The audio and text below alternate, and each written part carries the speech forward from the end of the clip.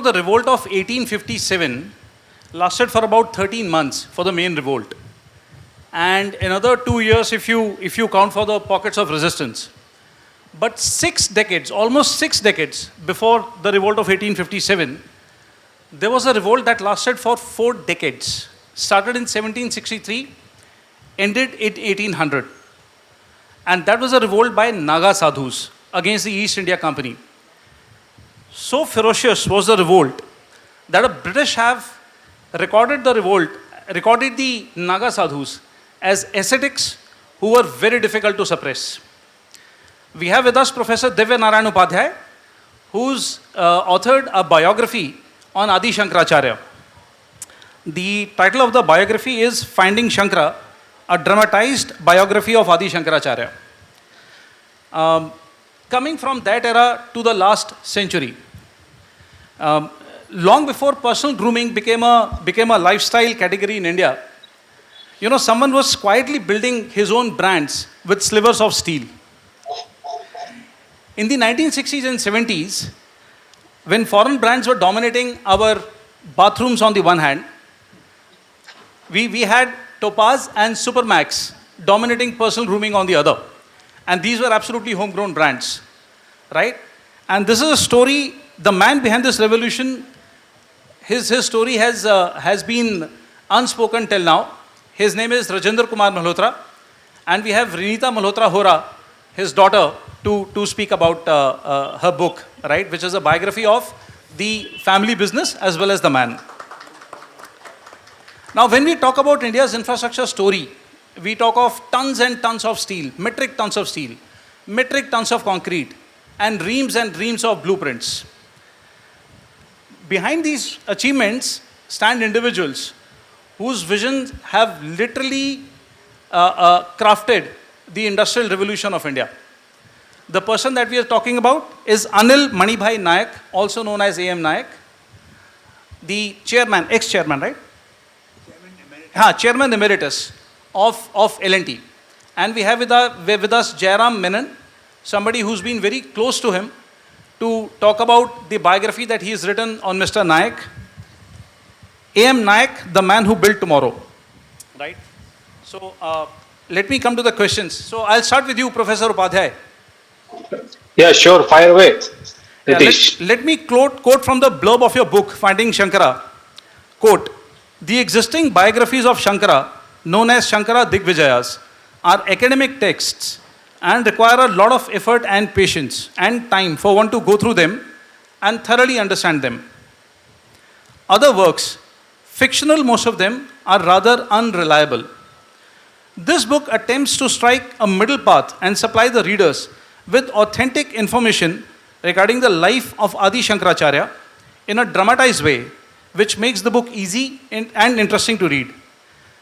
My question to you is this, that if the information that Finding Shankara provides to the readers is authentic, then why the middle path, as you've quoted, between the fictional other works and academic Shankara Digvijayas?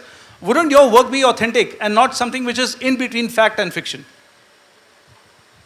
Hey Nitish, am I audible? Yes, you are. Okay. So first of all, my thanks to the organizers for letting me join in online, with the airlines playing havoc and all. And then coming to your question, see, what we are talking about here are two properties of any work, We are talking about two adjectives. One is authenticity and the other is readability. So these are two ends of the spectrum. A traditional biography is all authenticity, but probably very little readability. Whereas a work of fiction, is extremely readable, but we know that it is fiction. So what I have tried to do here is to take that art of writing fiction. I'm not saying that I have blended fiction into it. I'm saying that art of writing fiction I have taken and used that art to write a biography. So the facts, the events, the people, they are all real. But the writing style is what one uses, to write fiction. Incidentally, the Shankar Digvijayas, the biographies of Adi Shankaracharya that we have, they are all less of biographies and more of, hagiographies, so to say. So they have hyperboles and they have gods and animals talking, and they have, superhuman beings intervening into the affairs of human beings. Those are not something which, which the current generation will take to very easily. It's not easy to read them, and it's not easy to, siphon out what you want from it, what is actual, textual, factual. What I have done is take out the facts from there and take the writing style from the books, from, fiction, and blend those two. So you have a story which is factual, which is authentic, but which is as readable as a work of fiction is, without actually being fictional. Yeah, so as I was saying, there are a very few business biographies in India.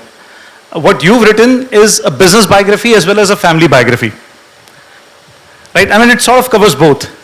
Okay, so as I said during my introduction, she's a daughter of Rajendra Kumar Malhotra, right? And on whose biography is titled Ace of Blades, right? So she comes from the family that once dominated the personal grooming space. Again, let me take you back to the names, Topaz and Supermax. The Malhotras, her Banslal Malhotra and Kaushalya Rani, her Dadaji and Dadiji, had 3 sons, VP, SN and RK Malhotra. RK being Reenita's father. Now, Ace of Blades is an intriguing story that covers family machinations as much as it covers business machinations. And you really got to read it to know what I'm talking about.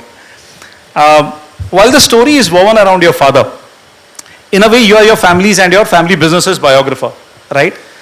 And there are things in the storyline which typically business families tend to hold amongst themselves, right? That they tend to not spill them out. It must have taken you a lot of courage to bring out the book. What I want to know is that were you ever worried that your family will be judged, you will be judged, and some of your relatives would be angry on you? Loaded questions. Thank you for those.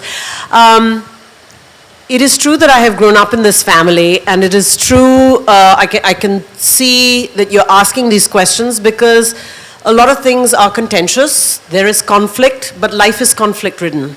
Business is conflict-ridden. Families are conflict-ridden. I would actually argue that this is not a biography, but it is a memoir, or a set of memoirs. And what is the difference? People often ask. A biography is such that a writer is writing about your life, somebody else's life, right?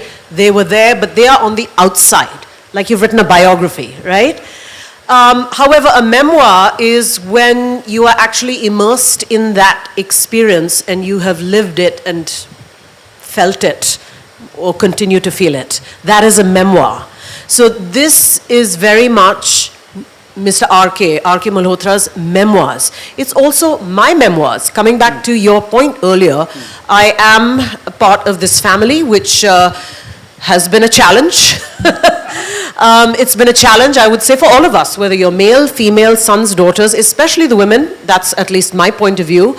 And I very much speak from that point of view. You can see with the characters, the female characters, why they are so challenged, whoever they are. To me, it was very important to get this story out. I did a session recently at the Nagpur Literature Festival, and my moderator said, I have searched high and low online and I can't find anything about this. And that's exactly it. There's nothing out there.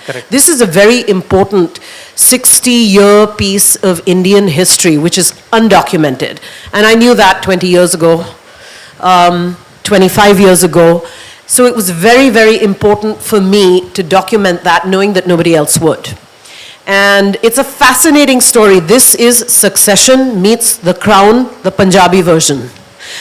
Okay, in all honesty, that's exactly what it is. And I was asked this question the other day as well. The book actually went into auction with 3 publishers. And one of the publishers said to me, it is so dramatic for a non-fiction book. This sounds like a Bollywood movie. Can you, we want to put it in the business section as a business book. And how about you summarize a lot of this? And I said, I'm not summarizing anything. because this is it. This is the story of this family. Did I worry? I tend not to worry in life, which maybe is a fault, but because what is the upside of worrying? Remember, when you put the truth out there, everybody is not going to like it, everybody is not going to buy into it, but that is the truth. And that is what makes it so interesting for whoever the audience is. And like I said, to me, this is, people have been saying, oh, what a great tribute to your dad. Yes, sure, by the by, but I didn't write this to be a tribute. I wrote this because it is a very important, dynamic, fascinating piece of Indian history that isn't out there and won't be out there if I don't speak. I hope that the bookstores where the book goes, they know where to rack the book amongst non-fiction, fiction, or business books, or biographies. All right, publisher, take note. Okay, Jairam, coming to you. You've written about Mr. A.M. Naik, a towering business leader by all standards. So let's begin with a bank big enough for his stature. We know that there were stories of certain family groups trying to take over L&T. Right. And Mr. Naik's view was that while they are trying to take us over, right, they are still our customers and we must do business with them. We must continue doing business with them. It's mentioned in one of the chapters, and what I want to check with you is that when you were piecing that chapter together, where you've chosen to omit the name of this family group or the family groups, what was that one detail or revelation that made you think that this is where the legend of Naik is truly forged? Actually, there were quite a few things. There were two family groups involved, and both very big in India, and both happened to be very big customers of L&T. So, To this date. and continue to be customers. And so there was no way that they could be mentioned. And yet the story had to be written. So the one thing, the answer to your question, the one thing that I found which marked him out from the others is, I'd say, courage, guts. And as you know, there are two forms of courage. There's the moral courage and there's a physical courage. Yes. The physical, of course, is the easier thing to deal with. He had a lot of physical courage, which we had seen even earlier. When we early 70s and late 60s, the company had a lot of union trouble. So the normal reaction for managers of a certain level and above, when trouble brews at the factory gates, is to run in the opposite direction. Put maximum distance between you and the mob. Mr. Naik would do the opposite. When everyone ran into the building, he would go out and meet. And he has met mobs at the gate, factory gate, and calmed them down by just talking to them. So that was one form of courage. He is a great believer in what his father said. If you have done nothing wrong, there's nothing to be afraid. And he's followed it to the hilt. He hasn't, he's not quailed before anything. That was physical courage.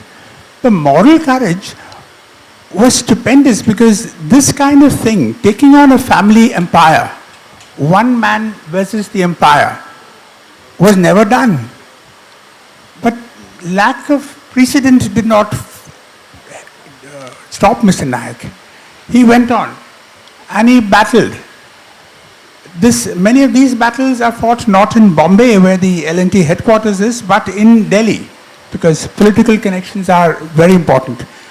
And L&T being a non-political company, and without a family background, Mr. Naik knew nobody in Delhi. So he had to go and cultivate the powers that be. He had one advantage, and that was the L&T name.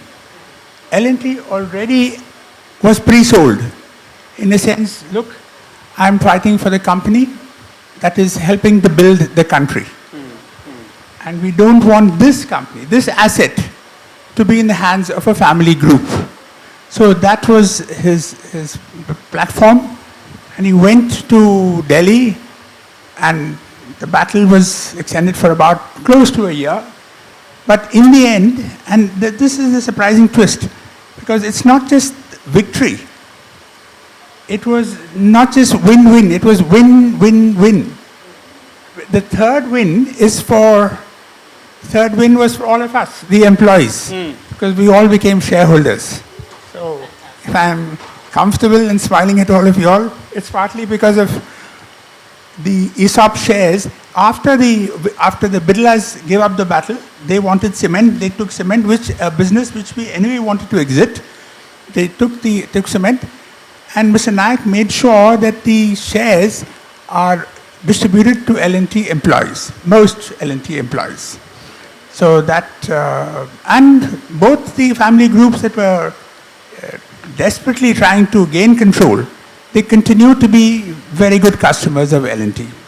So as I said, I think it begins with courage and then preparation right through. I think the deepest courage is found only when you climb the steepest mountain. That's right. Yeah. Okay, Doctor, coming to you. So Nitish. there was this debate between Adi Shankaracharya and Mandan Mishra. And we all know that Mandan Mishra became the biggest follower of Adi Shankaracharya after losing that debate. Now, in that debate, Ubhaya Bharti, who's Mandan Mishra's wife, was I think she was recognized as both the parties as the adjudicator. And when Mandan Mishra, and that shows the role women played in society during those days, right? I mean, imagine Absolutely. this. Two wisest men in the country, and the debate is being adjudicated by a lady who's the wife of one of those wise men, right? So that was the faith in not just the wisdom but impartiality of the adjudicator. Exactly. And the lady's name is Ubhaya Bharti. So Ubhaya Bharti, Mandan Mishra's wife. Now, you know, what I know is that when Mandan Mishra had almost lost the debate, Ubhaya Bharti knew that Adi Shankaracharya is a bachelor as well as a sannyasi, right? Yes. Sorry, a brahmacharya as well as a sannyasi, right? Which means he had never engaged in sexual pleasures.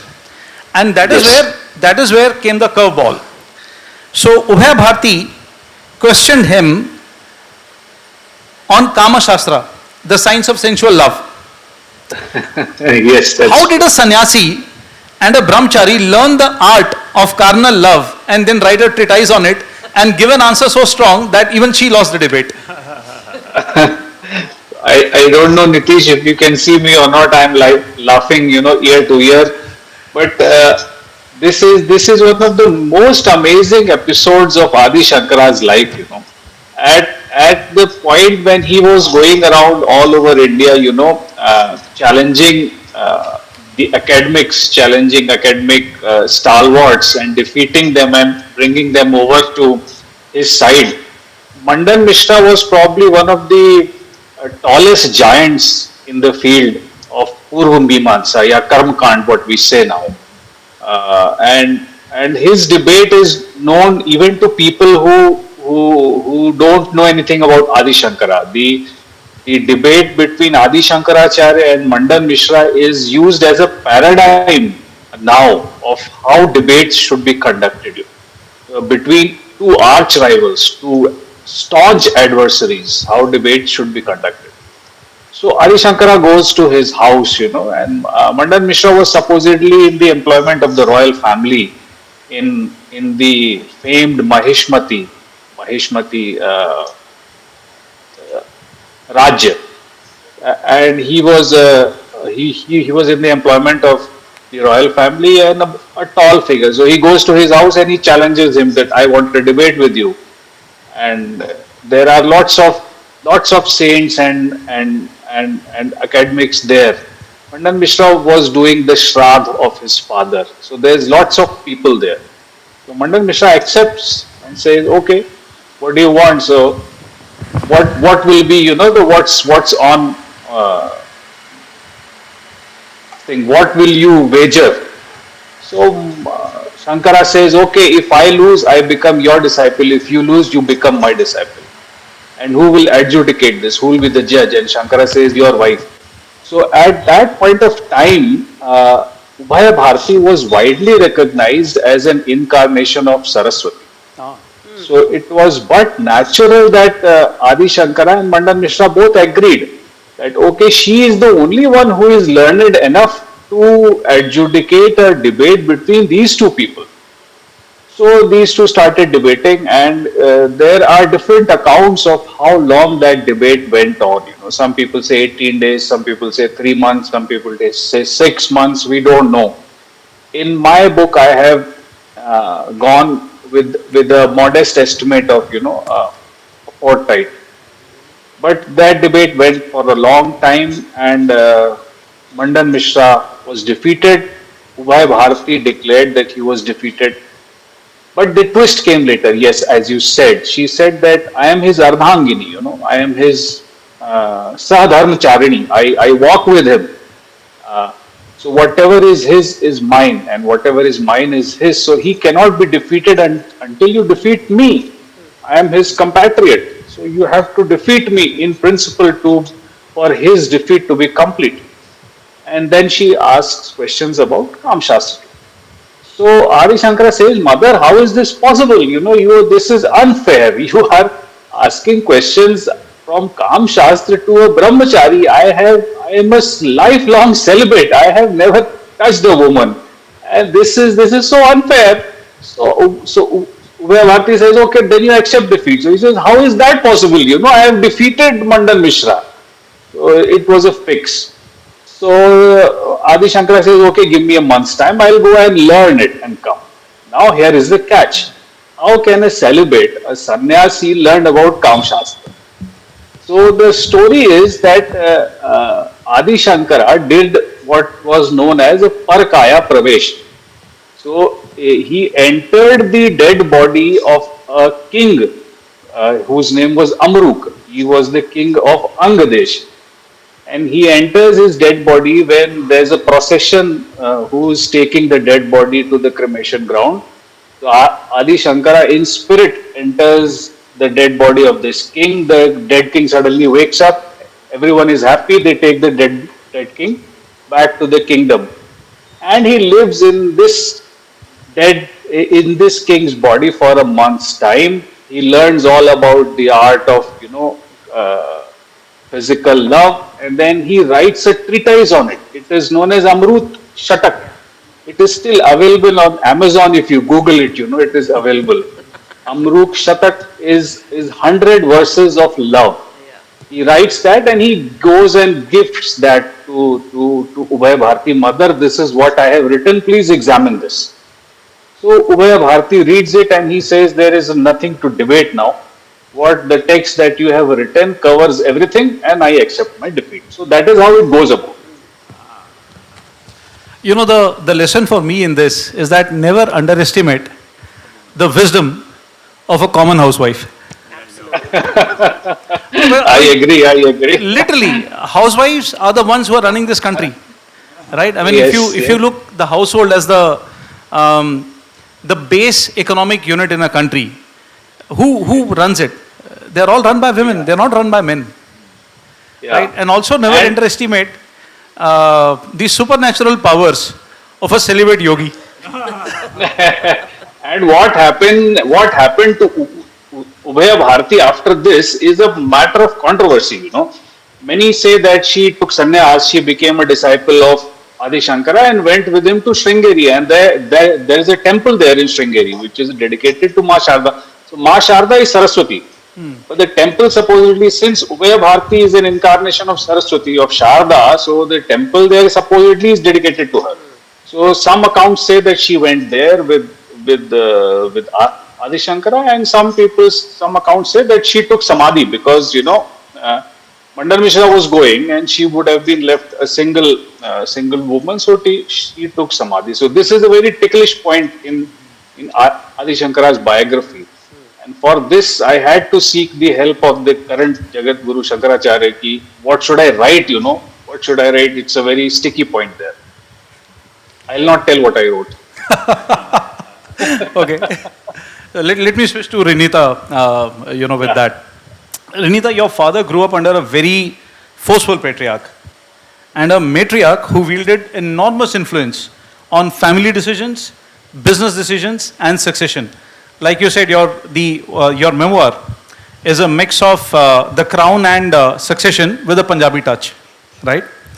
From your perspective as both a daughter and a biographer, how did RK emotionally carry the weight of being the bridge between family expectations and business expectations? Must have been tough. I must have been very tough. Very So tough. I'm going to ask you, how do you define a common housewife? Oh, we'll come to that a little later. First, let's. The reason I ask is because that is the yeah, correct, correct. bridge. And there's nothing Okay, too so common let me- about that. No, let me. So, a common housewife is someone that normally we don't think much about, right? She looks pretty dainty, common. घर का काम संभाल रही है. Unassuming. No, it's okay. It's okay. Okay. Housewife. Okay, I agree with you. Common is not the right word. There's nothing common about the housewife. Unfortunately, but maybe I'm going to put a different spin on it and say fortunately, because it's really shining light on this situation. We Indian women have been wife of, daughter of, mother of, that is our identity, right? So this, and then all too often, historically, at least in the years of RK, and maybe his generations, it was the housewife. You know, the working woman is more of, it's not necessarily a new thing, but it was a less focused on thing in our culture, historically, you know, not so contemporary, thank gosh. But I do want to call out his not so common housewife, Veena, his wife. She absolutely was and is the bridge between all of the challenges that came to RK and frankly the rest of the family through his business and through all of the very, very difficult family situations. Even today, Veena is the person who is revered. Veena is the go-to person. Veena is the person everybody will ask about. Veena is the person who, if you want to get to RK, or you want to get to Blade, or you want to get any of RK's children or anyone connected to RK, you go to Veena first. She really is the fulcrum. And RK, if I look at him, Succession again, right? If any of you have seen Succession, this is a TV show that is loosely based upon Rupert Murdoch. And when I watched it, I said, I don't know about Rupert Murdoch, but this character, Logan Roy, is R.K. Malhotra. Bipolar, absolute genius, brilliant man, dysfunctional, misogynistic, generous, traditionalistic, dynamic, magnetic, raconteur. There is no way you could not fall in love with this character. And I don't mean romantic love. I just mean attracted to this person. Which is another reason for, you know, coming back to what Dr. Divya said earlier on. It's like when you write nonfiction in a fictional style, this is literary nonfiction. When I write fiction, you've got to find characters and, you know, who have conflict. Over here, I just had to cut and paste it out of life, you know, into a book, really. So, at any stage of his life, what he called his 3 innings, there was conflict.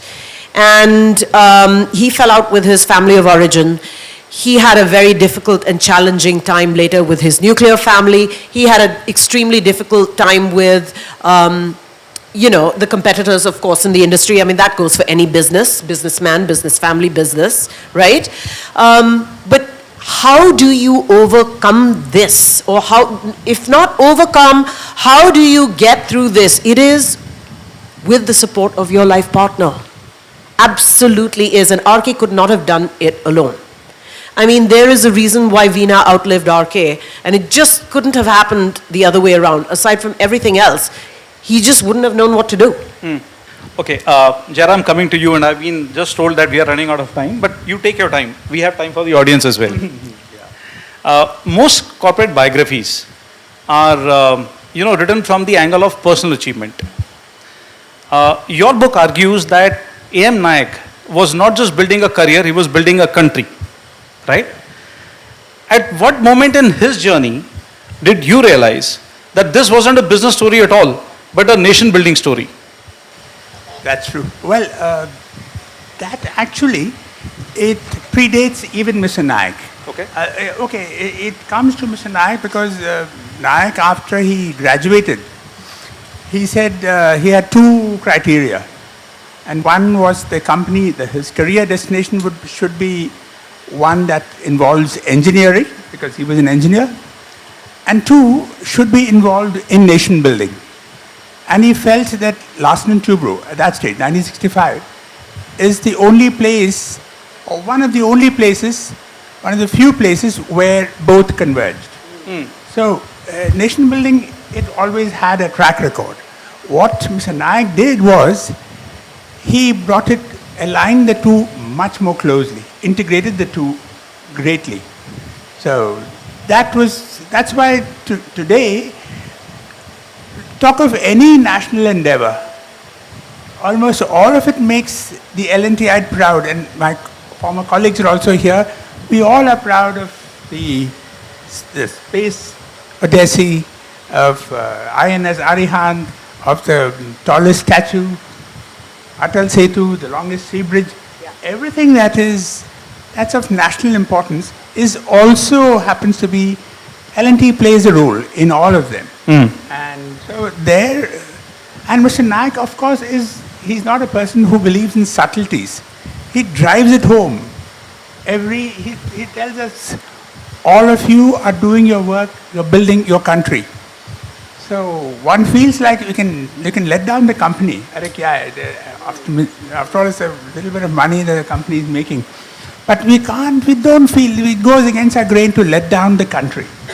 So he's turned all of us into patriots almost against our will. But then once having become a patriot, we have continued with vigor.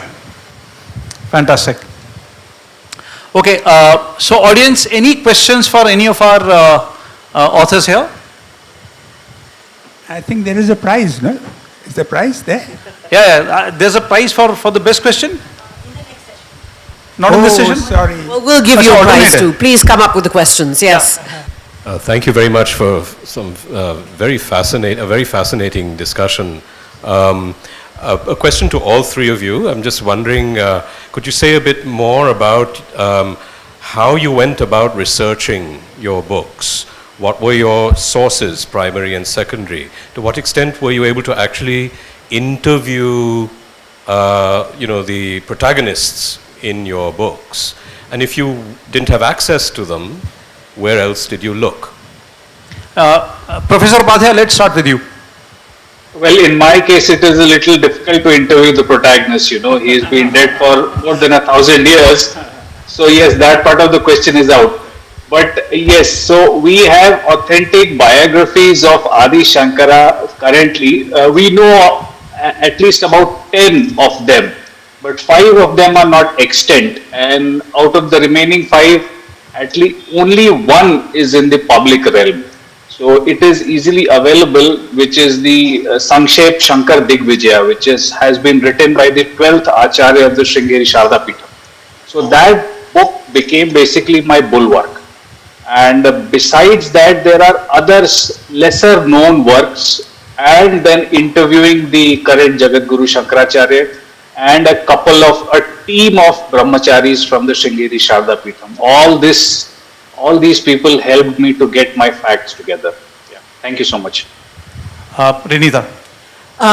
For about 10 years before RK passed away, I had been hounding him, and the word is hounding, nothing else, for his story, and he wouldn't speak. All I had access to was some old ads, many ads, and the advertising in and of itself does tell its own story. So that was fascinating to me. There was very little out there in the press. So I knew I had to document this. October 2020, towards the end of COVID, but COVID is not over yet, I flew to England from California, and my brother orchestrated for RK and Veena to fly to England, met them there. That's when I interviewed him. And considering he had refused to talk to me about his story for the 10 years before that, on the second day, he just started talking. I ended up with about 14 hours of tape. 14 hours of tape. Now, he is a raconteur, as I mentioned earlier, and I come from a journalist background, so other sources have to check out. He passed away about 7 months after that. In that year, I spent all my time interviewing whoever I could, colleagues, other members from the family, whoever was willing to talk, his friends, distributors, stockists, whoever I could, to make sure that his story is checked out and also to get their added point of view. So the Ace of Blades that you read today really is an amalgamation of all that put together. Jairam.